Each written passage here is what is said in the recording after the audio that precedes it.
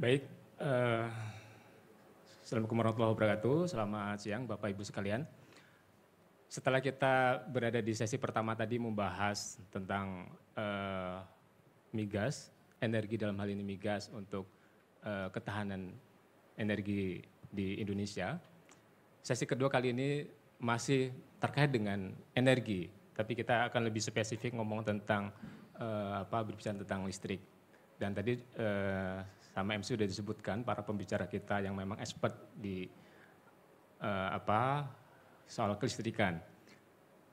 Nah, Bapak Ibu sekalian, topik kita topik utama kita soal listrik yaitu kira-kira bagaimana listrik ini bisa mampu menopang pertumbuhan ekonomi 8%. Tadi juga sudah disebutkan oleh beberapa pembicara di sini, ini ada kaitannya antara energi, migas, listrik, kemudian ada sesi ketiga nanti ada tentang perumahan. Ternyata itu punya yang cukup erat. Nah, saya terima kasih sudah didaulat untuk memoderatori sesi ini. Mudah-mudahan kita bisa mendiskusikan lebih jauh dan dalam terkait dengan topik tersebut. Baik, di sini sudah ada bicara-bicara yang tadi sudah cukup mendalam. Saya pengen bertanya dulu ke Pak Pramudya mungkin ya. Sebagai regulator, Pak Pram, sejauh ini pasti sudah banyak hal yang sedang digodok oleh pemerintah terkait dengan beberapa rencana pemerintahan baru di eranya Pak Prabowo. Misalkan kemarin sudah disebutkan bahwa dengan pertumbuhan ekonomi kita 8% pasti juga membutuhkan ketahanan energi dari banyak hal. Misalkan listrik kita sudah sampai sejauh mana, kehandalannya dan seterusnya. Nah mungkin dari sisi regulasi dulu, saya ingin bertanya ke Pak Ram, bagaimana rencana ke depan untuk memberdayakan ketahanan energi dalam hal listrik untuk menyiapkan pertumbuhan kita 8%. Karena dengan pertumbuhan 5% saja sebenarnya kebutuhan listrik kita cukup tinggi. Apalagi kalau misalkan nanti pada sampai beban puncaknya 8%, berarti banyak sektor termasuk industri dan macam-macam pasti akan membutuhkan listrik. Nah dari sisi regulasi atau roadmap yang sudah dibangun mungkin bisa diceritakan dulu Pak Pram, arahnya seperti apa? Ya, baik. Makasih Pak Moderator. Kita mulai dulu dengan regulasi ya. Tadi mungkin di awal sudah ada anggota DEN tadi Pak ya. Jadi kita di subsektor ketenaga listrikan itu Bapak Ibu, kita sudah sistematis gitu ya, bagaimana pembangunan yang akan dilakukan ke depan. Sudah ada perencanaan, ada kebijakan, tataran kebijakan tadi dari DEN, anggota DEN tadi sudah menyampaikan kebijakan oleh DEN, regulasi oleh pemerintah, kemudian pelaksanaan nanti oleh badan usaha. Tentunya porsi paling besar nanti dilakukan oleh PLN ya, PT PLN Persero. Nah dari sisi regulasi ataupun perencanaan yang dilakukan oleh pemerintah Pak, pemerintah sebenarnya sudah menyelesaikan perencanaan jangka panjang Pak terkait ketenaga listrikan, yaitu disebut dengan Rencana Umum Ketenaga Listrikan Nasional, RUKN. Untuk mencapai net zero emission Pak, nanti ke depan itu akan butuh pembangkit kurang lebih 443 gigawatt di tahun 2060. Itu akan mayoritas nanti dari EBT ya. Nah itu perencanaan tiap tahunnya ada di dalam dokumen draft final RUKN ya, itu bisa di-download Pak di website kita, di Jengatrik. Memang itu kita dalam prosesnya menampung masukan dari semua stakeholder ya. Kemudian sudah berproses final Pak, namun ternyata ada kewajiban Pak, kita harus mendapatkan pertimbangan dari Dewan Perwakilan Rakyat Pak, DPR. Nah, kita akan menempuh proses itu dulu sehingga nanti baru kita bisa bicara angka tahun ke tahunnya. Jadi kita disclaimer dulu Pak, data yang akan kami sampaikan adalah data-data masih bentuknya draft, belum bentuk dokumen final yang ditandatangan oleh Pak Menteri gitu ya. Nah terkait dengan ekonomi 8% tadi tentu kita harus di subsektor ketenaga listrikan harus mendukung ya Pak. Karena tanpa listrik tentu ekonomi tidak bisa tumbuh sebesar itu ya Pak. Tentunya dominasi kebutuhan tenaga listrik untuk mencapai 8% tentu harus ditopang oleh sektor industri. Terutama hilirisasi ya Pak. Nah kita juga fokus di sana untuk bagaimana memenuhi kebutuhan tenaga listrik untuk hilirisasi, untuk smelter yang tentunya itu juga menopang proses transisi energi. Karena hilirisasi nikel itu kan nanti untuk produknya adalah baterai gitu ya, kobalt untuk baterai, nanti akan menopang bagaimana pengembangan VRE, Variable Renewable Energy seperti PLTS, PLT Bayu yang dia intermittent harus didampingi dengan baterai. Nah jadi dalam perencanaan yang ada saat ini Pak, di dalam draft RUKN itu sudah menopang bagaimana supaya ekonomi bisa tumbuh 8%, supaya listrik itu andal, listrik berada di depan, sudah siap gitu Pak dari sisi perencanaannya. Tinggal nanti mungkin di PLN akan dijelaskan oleh Pak Direktur Perencanaan Sistem bagaimana strategi untuk implementasinya. Saya kira itu Pak. Baik. Ya, Pak Pram. Jadi sebenarnya sudah akan ada tadi RUKN juga sedang mulai dibahas lagi kira-kira arah kedepannya seperti apa. Dari beberapa stakeholder yang sudah diajak diskusi, kira-kira arahnya itu memang sudah ada sebuah kesepakatan bersama ataukah mungkin ada hal-hal yang masih cukup krusial Pak? Baik, jadi proses RUKN ini Pak sudah berjalan sebenarnya sejak awal-awal digaungkannya net zero emission tahun 2021 Pak, sudah tiga tahun berlalu ya. Sudah banyak stakeholder yang kita tampung masukannya dan semua sepakat Pak untuk mencapai net zero emission. Tinggal strateginya bagaimana mencapai net zero emission tersebut. Di mana kita saat ini kurang lebih 67% masih berbasis fosil ya, sumber energi listrik kita Pak. Sehingga bagaimana mengurangi porsi fosilnya, bukan mengurangi secara volume TWH-nya, tapi mengurangi porsinya. Jadi fosil itu terutama batu bara tidak ada penambahan mungkin ya secara produksi listriknya, namun EBT-nya kita tambah. Tentu juga kalau EBT Pak, pembangunan PLTA misalnya, PLTP, panas bumi dan air itu kan butuh waktu ya. Butuh waktu paling cepat mungkin 8 tahun baru selesai dan harus dimulai dari sekarang. Nah untuk menunggu 8 tahun atau sampai 10 tahun tentu kita tetap harus memenuhi nih kebutuhan tenaga listrik. Nah itu pakai apa? Nah sementara di RUKN ataupun di CAN ya, di draft CAN yang final itu ada target-target EBT gitu ya. Terutama RUKN ada target bauran EBT tiap tahun. Nah bagaimana memenuhinya? Ya akan dipenuhi oleh pembangkit EBT yang cepat pembangunannya seperti PLTS, PLT Bayu. Nah tentu dia nggak bisa sendiri pembangkitnya, harus ada pendampingnya. Kalau hanya PLTS, hanya siang hari Pak listriknya. Malam hari kita pakai apa? Nah tentu butuh pembangkit lain yaitu yang kita andalkan gas nanti Pak, pembangkit gas. Kira-kira gitu Pak strateginya. Ya, menarik. Baik, saya bergeser dulu ke Pak Evi. Ini PLN itu biasanya ada guyonya tuh ya Pak Evi ya. Jadi kalau dulu itu ngomongin soal siapa yang paling kuat gitu kan, ngomongin ini kalau di digital nih Bapak Ibu, misalkan si platform ini paling kuat bisa mempengaruhi gitu, kemudian kalau misalkan down segala macam apa yang terjadi, tapi begitu listrik down semuanya nggak bisa ngapa-ngapain, kira-kira gitu ya. Ini PLN sangat kuat dalam hal ini Pak ya untuk energi. Nah Pak Evi, boleh bercerita sedikit tentang ini sebagai pembuka Pak. Tadi kan sudah dirancang ada perubahan RUKN, kemudian juga ada rencana perubahan RUPTL juga Pak ya.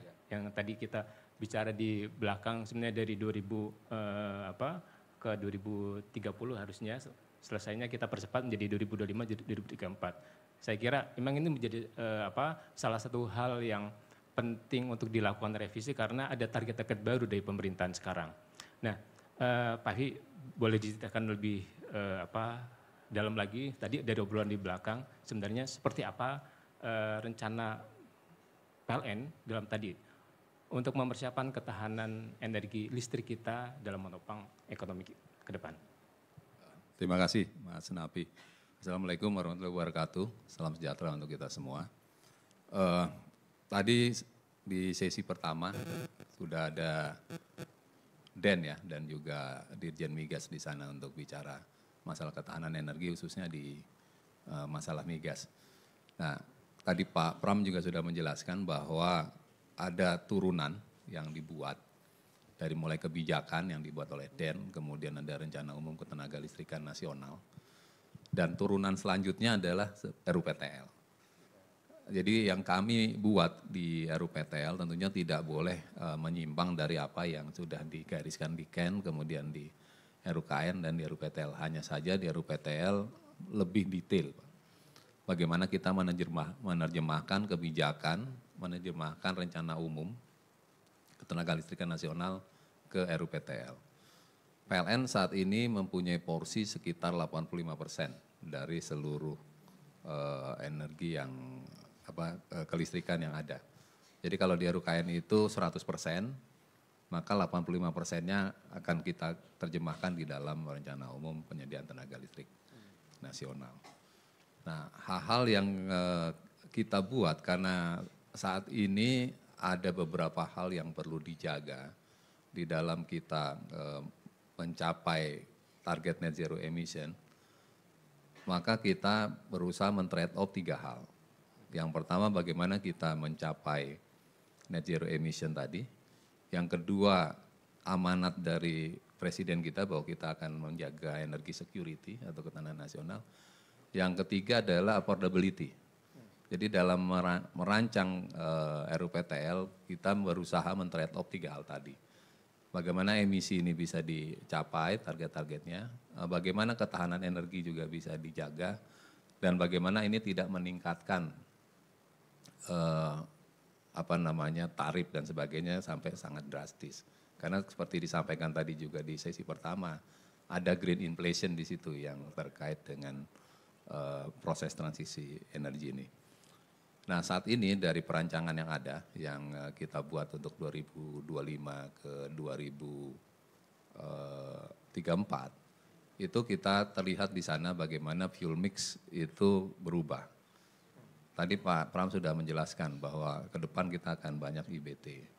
Jadi saat ini EBT PLN kurang lebih fuel mixnya sekitar 13%. Nah itu kita targetkan nanti 2034 itu bisa mencapai sekitar 35%. Nah, tetapi tadi sudah disampaikan bagaimana ini tidak mungkin dilakukan dengan cepat karena EBT salah satunya adalah hidro dan geothermal, itu makan waktu untuk pembangunannya. Nah, sehingga di tengah harus ada yang ngisi. Sehingga di sini pun masih ada pembangunan pembangkit gas yang dimana porsinya disesuaikan dengan target-target EBT, sehingga gas yang ada ini kita combine dengan PLTS dan juga PLTB untuk memenuhi jangka menengah. Jadi di sisi transisi ada gas dan PLTS, di mana emisi gas kan setengah dari emisi PLTU. Nah, target ke depan itu sekitar 20% nanti ujungnya. Saat ini sekitar 16%, gas nanti akan menjadi sekitar 20% fuel mix-nya. Dan di sisi PLTU-nya sendiri dari sekitar 60% menjadi hanya 45%. Nah di mana ketahanan energi yang kita lihat seperti disampaikan tadi bahwa BBM itu kita impor, sudah net importir. Ini juga kita turunkan, yang sekitar 4% saat ini nanti di ujung 2034 hanya tinggal 0,2%. Nah, jadi memang ini bagaimana kita men-trade off 3 hal itu menjadi sangat penting. Semuanya harus bisa kita capai, tetapi dengan optimal. Itu hal yang kami usahakan untuk bisa kita buat untuk menerjemahkan kebijakan, kemudian juga RUKN dan di RUPTL kita ke depan. Oke. Baik Pak Evi, saya pikir ini juga bukan sesuatu hal yang mudah sebenarnya ya untuk trade off 3 hal tersebut tadi. Jadi ketika kita melakukan transisi energi, ada hal lain juga yang sebenarnya perlu diperhatikan bersama gitu, yaitu soal ketahanan energi dan soal affordability tadi itu. Bagaimana energi dalam ini listrik juga terjangkau, karena dalam proses transisi energi sejauh ini biasanya soal skalabilitas atau skala ekonominya kadang energinya masih agak mahal biasanya. Nah mungkin itu memang menjadi hal yang perlu dibahas bersama para stakeholder. Oke, sebelum saya ingin memperdalam hal itu tadi, saya menggeser dulu ke Pak Arthur ya, boleh. Sebagai dari Asosiasi Pelaku Listrik Swasta, kemarin waktu di COP 29 di Baku juga Pak Hasim sudah pernah menyampaikan bahwa ini yang sudah disampaikan oleh Pak Pram dan Pak Evi juga, tadi soal rencana ke depan gitu ya, kita akan targetnya itu akan ada penambahan sekitar 100 gigawatt gitu. Dan sebagian besar itu 75%-nya itu berasal dari energi baru terbarukan, arahnya ke sana. Ini saya kira ini bukan pekerjaan yang mudah, karena itulah perlu mungkin kerjasama bangsa kita untuk melakukan mendeliver hal tersebut.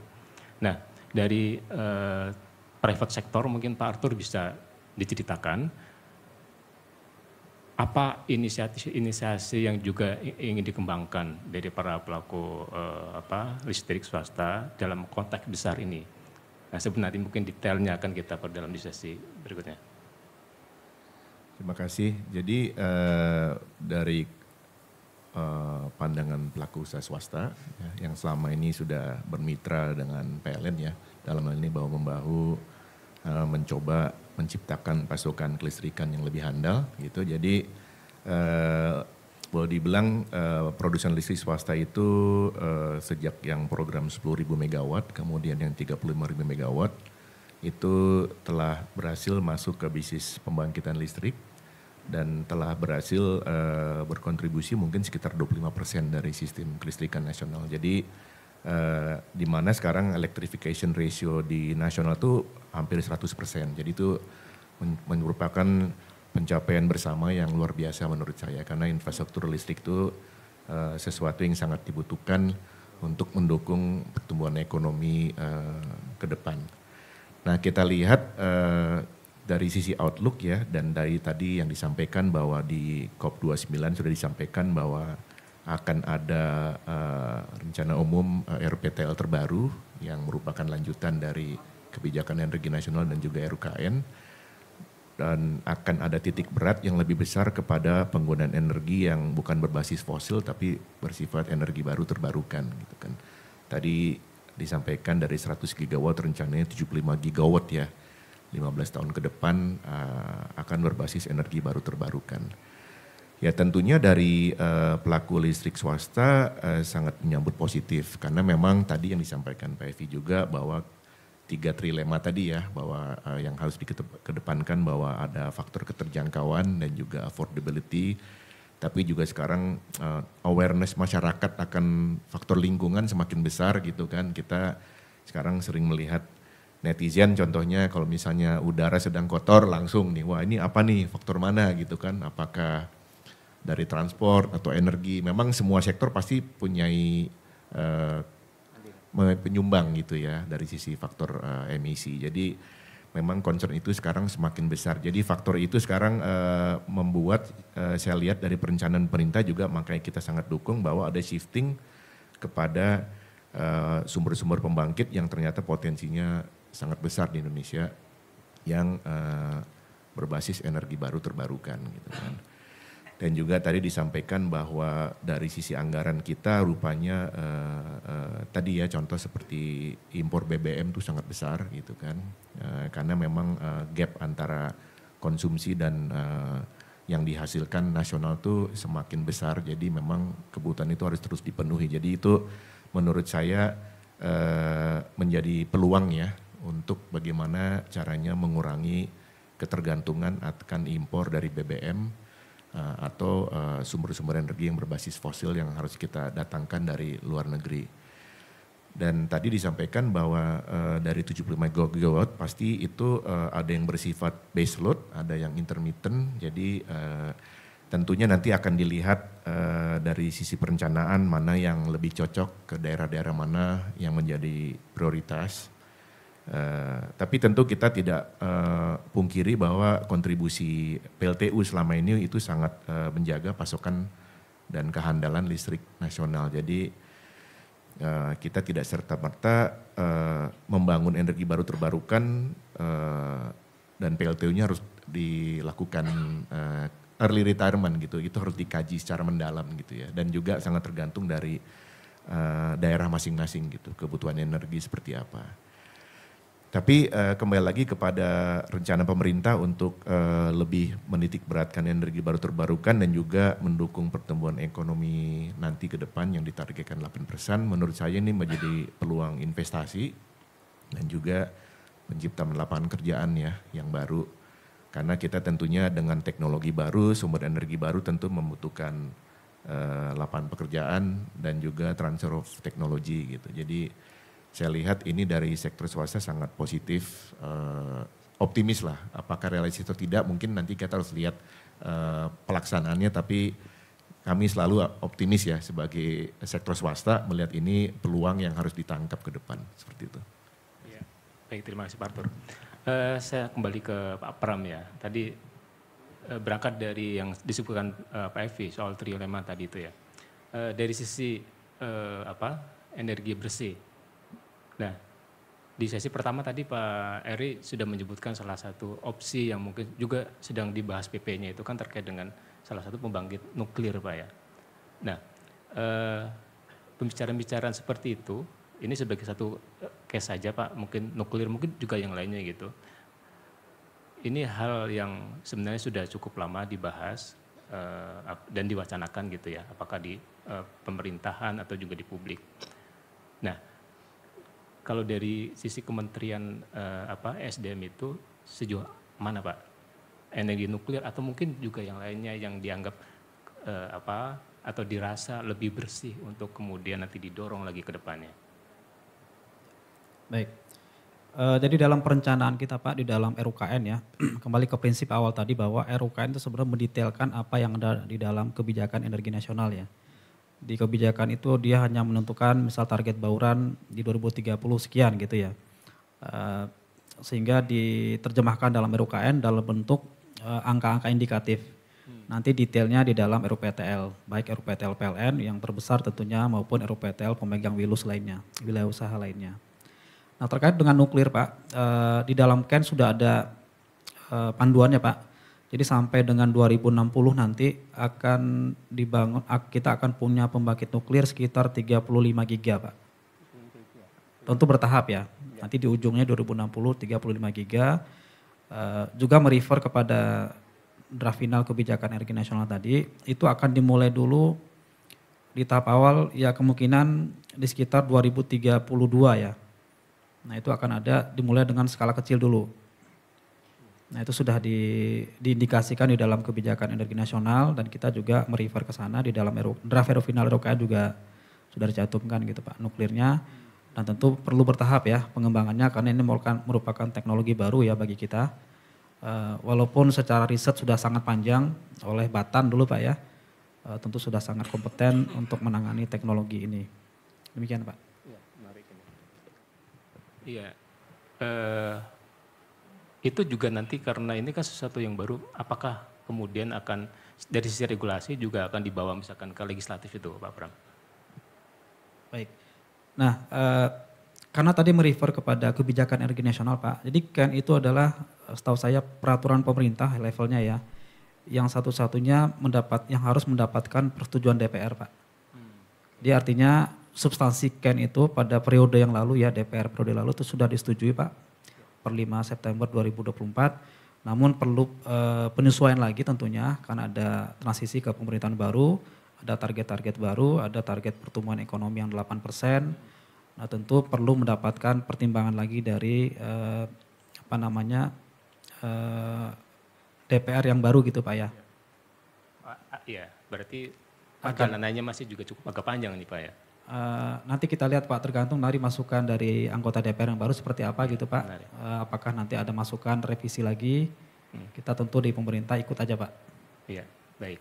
Nah ke Pak Evi, tadi disebutkan tadi, saya ingin mendalami soal tadi itu, soal trilema yang pertama ya, soal transisi itu. Itu kan diharapkan bahwa listrik juga bagian dari proses kita untuk membuat emisi makin berkurang. Tadi juga Pak Evi sudah sebutkan beberapa hal. Nah, saya ingin misalkan sejauh apa progresnya Pak Evi? Misalkan terkait dengan rencana-rencana untuk melakukan dekarbonisasi dari pembangkit listrik Saya pikir beberapa kali juga Pak Evi atau direksi dari PLN juga sudah mengungkapkan itu. Nah mungkin progresnya misalkan apakah soal apa namanya dari pembangkitnya sendiri atau mungkin dulu kan kalau nggak salah ada program dedesilitasi, kemudian ada penguatan gas, kemudian pengembangan PLTS yang terbesar kemarin Cirata, bisa dieksplor lagi Pak Evi. Terima kasih Mas Napi.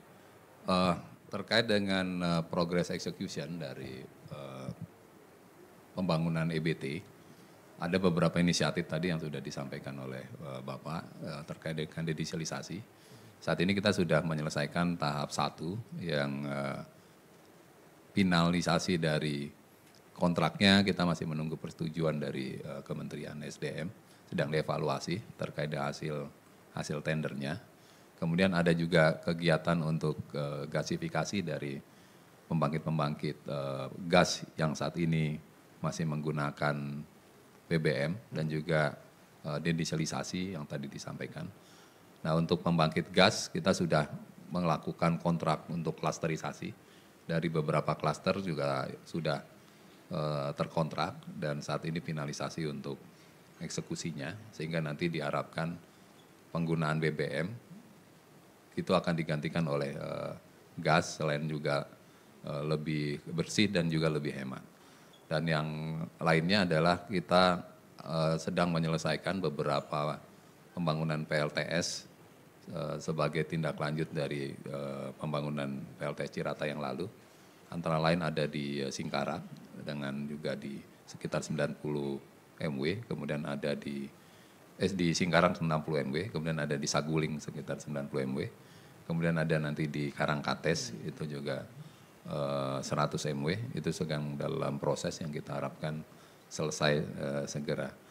Proyek-proyek PLTA juga sudah diinisiasi seperti tadi sudah disampaikan, sedang proses untuk tender 2 paket, ada di Sumatera dan Sulawesi, Sulawesi, itu sekitar 400 MW masing-masing. Nah itu yang sedang berjalan. Dan ke depan sambil berjalan kita juga mengeksekusi proyek-proyek yang akan dimasukkan di RPTL. Ya, terkait dengan proyek, saya pikir kemarin waktu di Baku juga ada beberapa kesepakatan Pak Evi ya, PLN dengan beberapa lembaga-lembaga pembiayaan, misalkan dengan Jerman seperti itu ya. Nah, eksekusinya seperti apa Pak nanti Pak? Apakah itu akan masuk ke dalam sebuah proyek tertentu, misalkan di PLTA tadi yang hidro, atau itu juga sebenarnya bisa di-expand lebih jauh lagi untuk beberapa proyek yang lainnya? Ya tentunya macam-macam ya. Jadi ada beberapa pembiayaan untuk pembiayaan yang jangka panjang, seperti misalkan kayak hidro karena dia cukup panjang dan infrastruktur seperti transmisi misalkan. Itu kita mencari pembiayaan yang mempunyai tenor cukup panjang dan mempunyai cost of fund rendah karena dia sebagai infrastruktur. Dan untuk pembiayaan yang lainnya mungkin bisa menggunakan dana-dana komersial.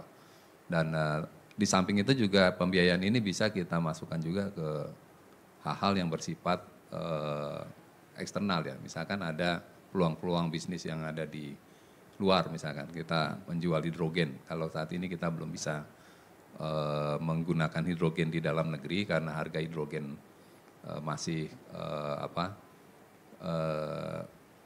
mahal, dan kalau kita gunakan di dalam negeri mengakibatkan tarif listrik kita naik cukup tinggi, maka kerjasama untuk membangun fasilitas PLTS untuk menghasilkan hidrogen yang akan dijual ke eksternal juga bisa kita gunakan dana-dana komersial.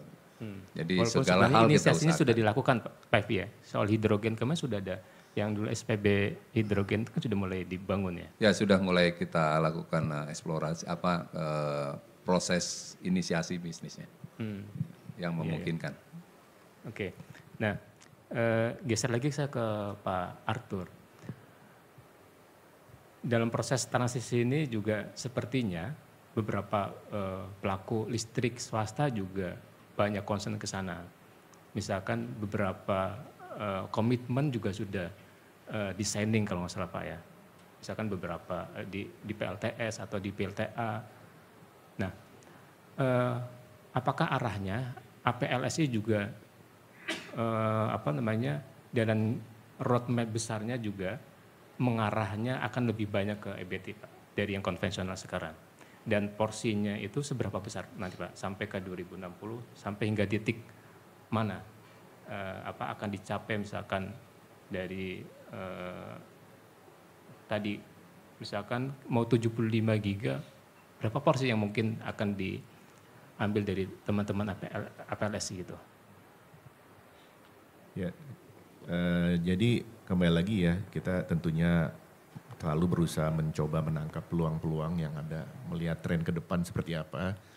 Dan memang kalau dari sisi pasar kita lihat sekarang memang permintaan akan energi bersih semakin besar gitu. Bahkan ada yang meminta komitmen agar energi baru terbarukannya 100%. Itu sudah ada beberapa perusahaan-perusahaan global yang tergabung dalam RE100. Itu memang secara spesifik meminta saya bersedia membayar tarif yang sedikit di atas gitu ya, premium. Akan tetapi saya mendapatkan jaminan bahwa pasokan listriknya memang dari renewable gitu. Jadi itu pasar-pasar yang sekarang tercipta yang akan semakin besar. Kita tahu juga sekarang banyak perusahaan-perusahaan data center ya yang sedang melihat opportunity untuk membangun data-data center di negara-negara yang populasinya besar dan juga penggunaan data, penggunaan gadget semakin besar ke depan sehingga membutuhkan storage data yang lebih besar dan tentunya membutuhkan kehandalan listrik gitu. Jadi seperti perusahaan-perusahaan seperti AWS atau Amazon atau Google atau Apple itu mereka membutuhkan tambahan energi yang ke depan semakin besar dan tentu Indonesia harus menangkap ini sebagai peluang karena mereka akan melihat negara mana yang bisa memberikan mereka listrik yang bersih tapi murah gitu. Jadi tantangannya memang di situ gitu. Harus menyeimbangkan antara tarifnya murah gitu ya, tapi juga energi terbarukan. Jadi ini memang sesuatu yang tidak bisa diciptakan secara jangka pendek, tapi dengan adanya investasi secara terus-menerus nanti tadi Pak Nafi bilang skalabilitas ya, ekonomi of scale itu akan tercipta. Dan ini yang kita lihat peluang ke depan, energi terbarukan itu semakin besar skalanya, semakin turun juga harganya. Kita juga sudah lihat itu secara global, seperti contoh harga solar PV, modul panel surya itu semakin murah. Jadi pembangunan investasi awal di tenaga surya itu akan semakin turun, bahkan sekarang sudah di bawah titik PLTU. Jadi ini tren seperti ini sangat positif bahwa energi-energi terbarukan itu akan semakin kompetitif. Dan di Indonesia ini berkat kerjasama dengan PLN dan juga yang sudah digariskan oleh kebijakan DJK di bawah SDM bahwa kita lihat ada model-model proyek yang sudah berhasil ya, tadi disebutkan seperti Waduk Cirata, PLTS Terapung, juga pembangkit listrik tenaga angin seperti yang di Jeneponto gitu ya, Sidrap. Jadi sudah ada model-model yang tinggal direplikasi saja di daerah-daerah yang memang cocok gitu. Sumber energinya di daerah tersebut apa. Kemudian panas bumi juga kita tahu Indonesia sangat banyak. Karena masuk dalam ring of fire berarti potensi dari sisi panas bumi atau geothermal itu cukup besar terutama di Pulau Sumatera. Jadi itu juga energi baru terbarukan yang potensinya sangat luar biasa di Indonesia dan kemungkinan investasi ke depan akan banyak arahnya ke sana. Ya, baik. Para hadirin karena waktunya tinggal 6 menit, saya ingin satu pertanyaan itu ya. Ini salah satu yang sudah banyak juga dibicarakan dari apa yang pemerintah atau para stakeholder di listrik ini kerjakan kan sebenarnya salah satu problem yang juga masih menjadi tantangan itu soal pembiayaan ya, termasuk kelistrikan. Apakah dalam proses transisi ini pembangkit itu untuk misalkan retirement itu membutuhkan sekian banyak atau pembangunan tadi tuh energi-energi yang baru terbarukan juga membutuhkan pembiayaan. Dan kita tahu bersama bahwa salah satunya skema yang dulu pernah dibangun misalkan ada JETP, ini agak sedikit tapi terkait dengan listrik. Misalkan JETP itu juga masih banyak yang bertanya juga sebenarnya progresnya seperti apa. Apakah itu sebuah proyek yang memang akan terus berjalan dan sustain seperti apa gitu. Nah, dari sisi itu mungkin Pak Pram, kalau dulu kan juga ada satgas satgas soal itu ya. Nah, mungkin bisa sedikit update Pak Pram, seperti apa proses-proses soal pembiayaan untuk transisi energi kita terkait terutama dalam hal ini ya listrik ya, ketahanan listrik kita. Baik, makasih Pak. Ya memang di awal-awal dulu ya Pak, pada saat G20 ya Pak, JETP sudah berkomitmen gitu ya, akan menyediakan pendanaan murah untuk transisi energi sekitar 20 sampai 21 miliar US dollar ya Pak Aryadi ya, 20 billion US dollar. Pada waktu itu salah satu yang ada di di dokumen IPG JETP itu yang akan disediakan IPG, programnya adalah Early Retirement PLTU ya waktu itu. Betul. Namun tidak berapa lama setelah itu tarik lagi, ternyata tidak akan fokus ke early retirement tapi lebih kepada coal phase down gitu, karena biayanya cukup tinggi. Adapun kalau terkait detailnya Pak, progresnya mungkin di sekretariat JETP mungkin Pak ya, kan ada sekretariatnya yang bisa menyampaikan detail seperti apa progresnya.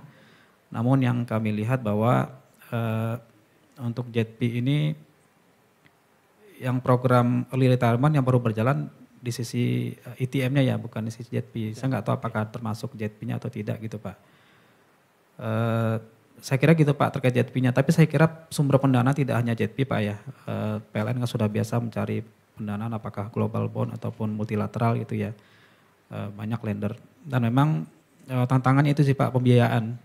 Karena untuk investasi kalau mencapai net zero emission Pak sampai 2060 itu lebih dari 1 triliun US dollar Pak kebutuhan investasinya. Itu belum termasuk transmisi dari pembangkit ke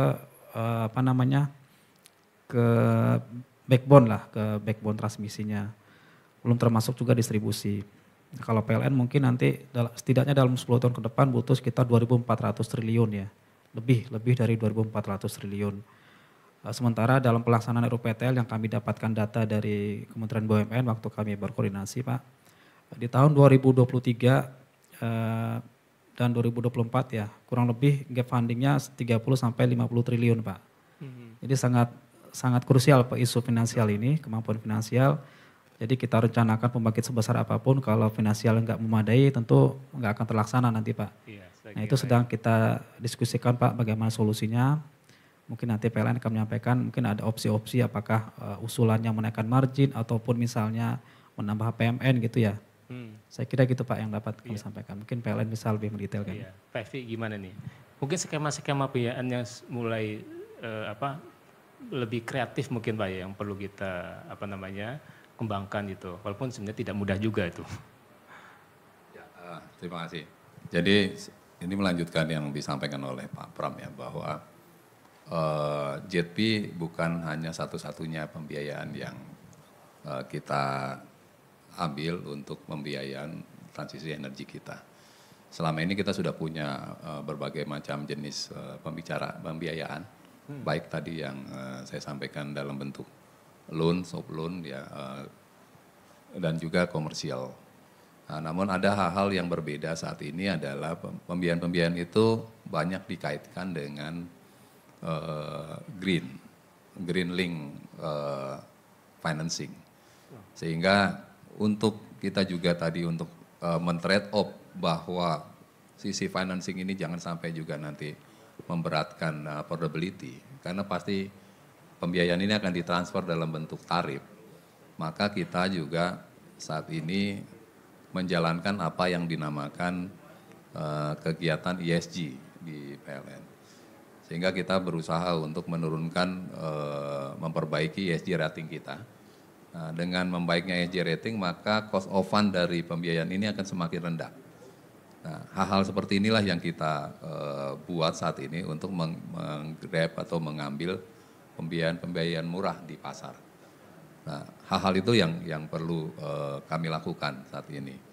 Dan hal ini juga pasti akan dilakukan oleh sektor swasta. Nah, seperti yang disampaikan oleh Pak Pram tadi, dengan tingginya kebutuhan pembiayaan dari hitungan kami aja sampai 200 sampai tahun 2040 untuk mencapai 1.100 gigawatt pembangkit dan juga sekitar 70.000 kilometer sirkuit itu dibutuhkan 235 billion dollars. Dan tentunya ini tidak akan mampu dipenuhi sepenuhnya oleh PLN. Kita butuh kolaborasi swasta seperti Pak Arthur dan teman-teman untuk bisa juga mengkolek itu. Apalagi kita tadi sudah disampaikan punya gap funding. Nah, gap funding ini harus kita cari tadi dengan sumber-sumber pendanaan yang murah. Dan juga belum tentu pendanaan yang kapasitas pasar ini juga bisa kita dapatkan. Baik itu di dalam negeri maupun di luar negeri. Jadi di sisi pembiayaan memang juga ada tantangan yang perlu kita carikan solusi bersama. Bagaimana PLN bersama dengan pihak swasta dan juga pemerintah memenuhi kebutuhan pembiayaan transisi energi ini. Itu mungkin yang perlu kami sampaikan. Iya. Kalau dari dunia internasional Pak Evi, walaupun tadi Jati bukan satu-satunya dan saya pikir memang seperti itu seharusnya ya. Apakah sudah ada arah? Selamat datang kami sampaikan ke Pak Wakil Menteri Perumahan Pak Fahri Hamzah. Terima kasih sudah. Saya lanjutkan sesinya Pak Fahri. Ini menarik. Yang saya tanya Pak Evi, mungkin sudah ada juga negosiasi selain yang kemarin ya bilateral gitu. Ada pendekatan G2G gitu misalkan. Kemudian ada mungkin pendekatan B2B dari PLN yang kemudian di-endorse juga, tapi butuh dalam tanda petik misalkan bantuan atau dorongan dari pemerintah misalkan Pak. Ya memang saat ini ada beberapa pendekatan bisnis to bisnis yang dilakukan dengan institusi internasional, khususnya yang terkait bagaimana lembaga bisnis ini bisa melakukan transfer teknologi sekaligus membawa pembiayaannya. Iya. Nah, hal-hal seperti ini ada beberapa hal yang membutuhkan misalkan perubahan-perubahan regulasi. Nah, selama ini kan kita banyak melakukan bisnis atau pemenuhan kebutuhan infrastruktur tenaga listrikan lewat skema yang dinamakan procurement saja. Yeah. Kita belum punya skema bagaimana ini dieksekusi lewat partnership. Nah, hal ini tentunya mungkin juga perlu ada dukungan seperti regulasi ke depan untuk mempercepat proses, bukan hanya proses procurement yang ada, tetapi juga proses partnership mungkin bisnis to bisnis bisa dilakukan. Oke, baik. Mungkin. Karena di sini sudah ada Pak Wamen, saya ingin jadi bertanya Pak Evi ke Pak Evi. Ini di sesi selanjutnya itu soal 3 juta rumah. Nah, 3 juta rumah itu tuh membutuhkan ketahanan energi dalam hal listrik. Nah ini mumpung biar dapat nih linknya. Kira-kira nih Pak Evi nih, apa yang akan dilakukan PLN terutama ya dalam memenuhi jika proyek itu nanti benar-benar sudah terlaksana, pasti kan kebutuhan listriknya sangat tinggi. Misalkan hitung-hitungannya seperti apa? Misalkan 1 juta unit rumah itu akan membutuhkan berapa listrik dan bagaimana misalkan infrastruktur yang akan dibangun ke sana Pak? Ya tentunya yang pasti kalau perumahan ini kan pasti membutuhkan jaringan mulai dari transmisi, distribusi tegangan menengah sampai dengan tegangan rendah ya. Nah saat ini kita sudah merancang itu di dalam RUPTL sebagai turunan dari RUKN yang sudah diberikan pemerintah. Tetapi saat ini kita masih memastikan sektor-sektor mana nanti mungkin dari Kementerian Perumahan yang akan kita prioritaskan untuk pembangunannya. Secara umum kita sudah punya gambarannya dari data-data yang kita kumpulkan. Namun kita butuh lebih detail lagi untuk bisa mendetailkan perencanaan ke bawah. Yang pasti kebutuhan energinya sudah kita bisa pastikan tadi lewat sekitar 100 gigawatt sampai 2040. Kebutuhan transmisinya sampai dengan 70.000 kms yang kemudian diturunkan di dalam jaringan distribusi dan jaringan tegangan menengah maupun tegangan rendahnya. Ya. Nah. Oke, menarik sekali. Sebenarnya masih ada beberapa pertanyaan dan ada beberapa titipan dari para audiens ini yang ingin bertanya, tapi waktu kita sudah selesai. Mungkin saya hanya meng-highlight satu hal tadi apa yang sudah didiskusikan di sini. Jadi kira-kira listrik ke depan kita menjadi salah satu hal yang sangat penting untuk ketahanan energi Indonesia. Apakah itu dalam hal untuk mensuplai industri kita untuk kemudian mempercepat pertumbuhan ekonomi target 8%, tapi di sisi lain juga ada hal-hal yang perlu dipikirkan bersama dan diselesaikan problem-problemnya. Tadi terkait misalkan bagaimana dengan net zero, bagaimana dengan affordability listriknya, dan terkait juga misalkan dengan tadi sustainability-nya gitu yang dari Pak Pram. Nah, kira-kira isu hal itu yang mestinya bisa kita menjadi bahan perhatian pertama. Nanti diskusi ini akan kita seperti tadi disampaikan di awal akan menjadikan sebuah report. Mudah-mudahan apa yang disampaikan Bapak-Bapak sekalian di sini akan sangat berguna bagi para hadirin yang ada dan juga pembaca yang lainnya. Saya biasanya ada closing statement, tapi saya pikir karena waktunya habis mungkin kita sudah sampai sini. Terima kasih kepada Bapak-Bapak sekalian. Baik, beri tepuk tangan yang paling meriah untuk para narasumber dan juga moderator kita hari ini.